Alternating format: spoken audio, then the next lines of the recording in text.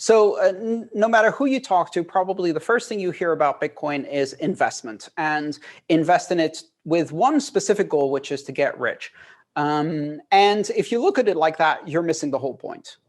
Yes, Bitcoin can be an investment among other things, but Bitcoin and other cryptocurrencies are not get-rich-quick schemes. They're get-free, slow schemes. They give you freedom. They give you liberty. That's by providing an economic engine behind applied cryptography, it's created a golden age of applied cryptography research that has never happened before. We now have the largest deployment of public key cryptography in civilian hands ever. And it's already getting to the point where it's going to surpass even military deployments of cryptography. So that is exciting. The fact that it now has funding to the level of more than $1 trillion means that the appetite for primary research has accelerated.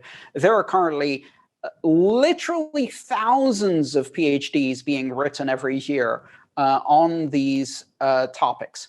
And some of those are in an area of applied cryptography called zero-knowledge proofs, which seem almost magical.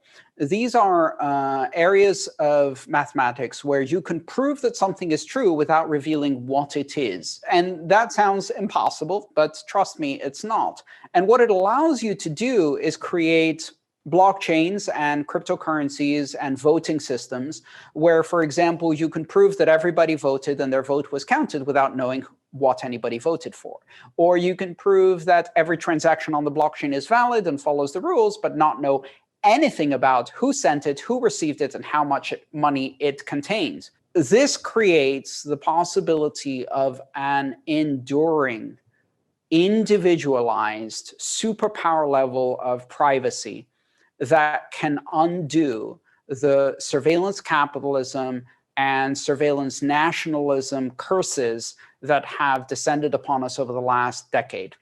We can actually walk back a lot of the losses of privacy in a very aggressive way, I think, which is absolutely warranted, seize back control over private information by asserting the right to privacy, not through a petition, but through cryptography. We will not ask for our privacy to be given back to us. We will take back our privacy through the application of mathematics. What these technologies do is they make it impossible to do dragnet surveillance of everyone without suspicion.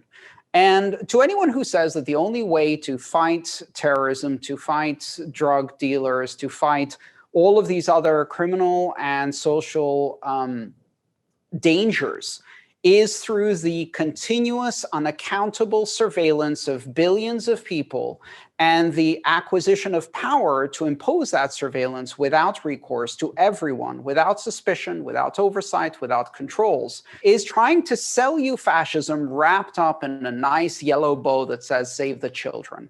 And what I want to save the children from is fascism. Because I think they're at much greater danger of growing up in a society like totalitarian China, like authoritarian Russia, and potentially like some of the Western democracies that are looking at these, not with horror, but with a glint in their eye and some degree of jealousy as to the possibilities that opens, and say, no, that is not okay. You do not strip billions of people of the fundamental right of privacy and the ability to pursue their own self-interest and the safety and security of their families in order to satisfy this power-hungry idea of how you should run what you call democracy but no longer is.